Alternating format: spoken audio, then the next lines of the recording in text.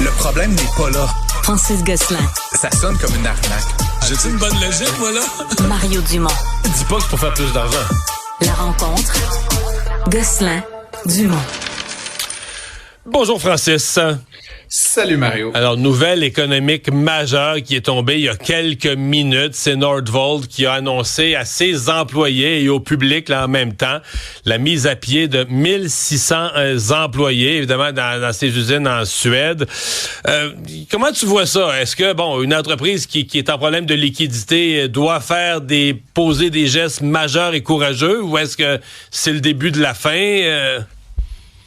C'est certainement pas le début de la fin. En fait, c'est la continuation d'une forme de fin, Mario. Fin du rêve, là, certainement, qui était celui de Nordvolt, là, de vraiment tout prendre là, dans tous les pays en même temps, à coût de plusieurs dizaines de milliards de dollars.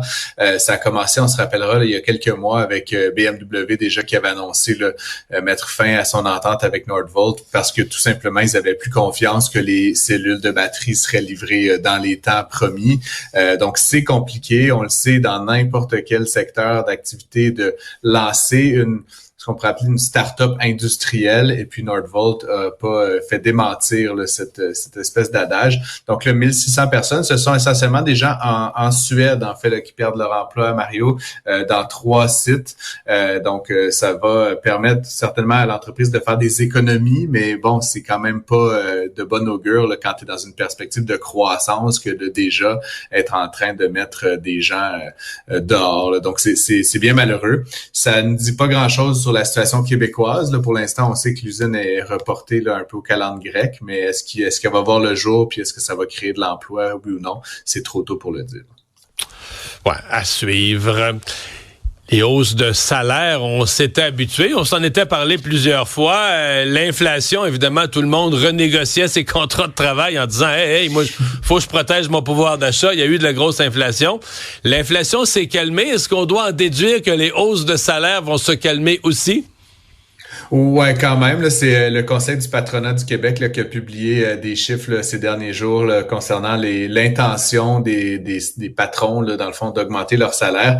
On se rappelle que l'an dernier, là, ça flirtait avec le 4% en moyenne, Mario, ce qui était quand même une très bonne augmentation salariale là, si on prend vraiment l'ensemble des salariés du Québec. Cette année, ça va être un peu moindre. Là, on parle d'une frange là, qui va de 2,8 à 3,8. Donc, le chiffre qu'on a beaucoup retenu ces derniers jours, c'est 3,3% d'augmentation. La bonne nouvelle, c'est que c'est plus que l'inflation. Là, on le sait, Mario, là, aux dernières nouvelles, l'inflation est à 2%. Donc, ça donne 1% de plus. C'est sûr que c'est pas quoi là, célébrer, sortir dans les rues avec un drapeau. Mais année après année, si on gagne 1% de plus que l'inflation, ben ça...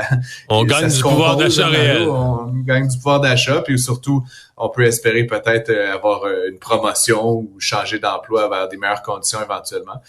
Ce que le CPQ dit aussi, Mario, c'est que, et ça me surprend toujours un peu personnellement, là, mais c'est que apparemment, selon les sondages là, qui ont été réalisés, les gens valorisent moins la composante salariale et plus d'autres dimensions, comme la conciliation travail-famille, les valeurs de l'organisation. Mais je prends ça avec des pincettes, Mario, ce genre de résultats-là, personnellement. Ouais. Et finalement, tu veux nous parler. Tu as écrit ce matin une chronique assez intéressante, qui pourrait, à la limite, être reliée avec Nordvolt, mais sur les prises de risque de nos gouvernements. Tu réfères à cette annonce là, qui date d'il y a 10 jours. Les deux gouvernements étaient là, les deux premiers ministres même s'étaient rendus sur place, messieurs Legault et Trudeau, pour annoncer qu'un projet de mise en orbite de satellites là, canadiens fabriqués dans l'ouest de Montréal. Est-ce qu'on prend des risques démesurés? Quels critères on a pour mesurer la prise de risque aussi? Ben, c'est ce qu'on n'a pas, en fait, Mario. Fait que, tu sais, à chaque fois, on annonce là, des milliards, puis bon, on perd presque le fil, hein. Même moi, là, qui suis cette actualité-là avec beaucoup d'intérêt, là, cette annonce-là de Télésat, là, qui est un projet là, qui s'appelle Lightspeed, de mettre en orbite des satellites. Mario, on a annoncé 2,62 milliards de dollars. Est-ce que c'est beaucoup ou pas beaucoup? difficile de dire, mais beaucoup dans les communications, on disait on va créer des emplois. Puis là, évidemment, tant mieux, mais 967 emplois, Mario, ça fait 3 millions de dollars d'investis par emploi. Fait que déjà, je trouve que c'est quand même généreux si on met ça à la lumière des emplois. L'autre chose qu'on sait pas, c'est qu'est-ce que ça va donner cette organisation-là, cette entreprise-là.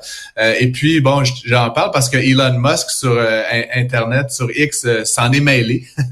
Je pense que je t'en avais parlé. Oui. Il a dit que lui, il serait capable de faire ce projet-là pour la moitié moins cher. Donc, essentiellement, il serait capable de le faire sans subvention publique. Donc, ça se demandait pourquoi on consent des subventions à des organisations si une autre organisation à côté est capable de le faire pour la moitié moins. Ça pose la question de l'utilisation de l'argent public dans des projets privés comme celui de Télésat. Puis, il me semble pas y exister vraiment de règles. Hein. Je sais pas c'est quoi les jeux de coulisses qui se trament derrière ça, Mario.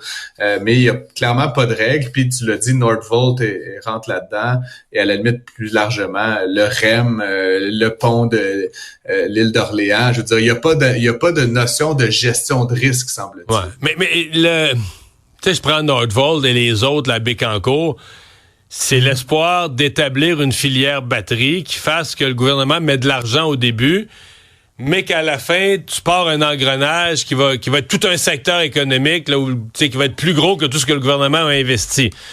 Est-ce que ça va marcher ou pas? L'avenir nous le dira. Dans le cas des satellites, c'est un peu la question que je me posais. Est-ce que si tu mets premier 2,6 milliards, mais qu'après ça, tu crées un géant de l'avenir des satellites, puis bon, peut-être que tu viens de bâtir quelque chose à long terme, une nouvelle industrie où le Canada va devenir un champion. C'est sûr que si tu restes toujours un joueur marginal qui va être derrière les gros joueurs comme Elon Musk, comme Starlink, puis que le gouvernement est obligé de réinjecter de l'argent toutes les fois pour que ça survive, là, ça n'a plus vraiment de sens économique. C'est toujours ça le pari. Et si ça avait un sens économique, Mario, s'il y avait de l'argent à faire, ben pourquoi est-ce que les capitaux privés sont pas en train de se garrocher là-dedans? Tu sais, c'est un peu ça la question. Fait que, évidemment, je comprends tout à fait ce que tu dis, Mario, dans le cas de la filière batterie, on se dit on va créer ça de toutes pièces. OK, mais encore une fois, je pose légitimement la question, c'est quoi l'aversion au risque de nos gouvernements? Tu sais, si tu vas au casino, Mario, puis que tu mets 100$ sur la table, t'es peut-être prêt à le perdre, mais quand c'est pas ton argent, faut que tu calcules un peu mieux les probabilités. Et puis encore une fois, je sens pas qu'il y a une volonté ou une tentative de qualifier ces probabilités-là. On a dit ça va marcher, bravo. Évidemment, ce sont des politiciens, Mario, mais quand on est rendu à investir des 10, puis des 20, puis des 30, puis des 40 milliards de dollars d'argent public dans des filières comme celle-là, je pense qu'il est légitime de se donner au moins une proportion, une probabilité de succès. Puis ça, ce chiffre-là, il ne semble pas exister malheureusement actuellement au Québec, ni au Canada. Francis, merci. Bye bye, à demain.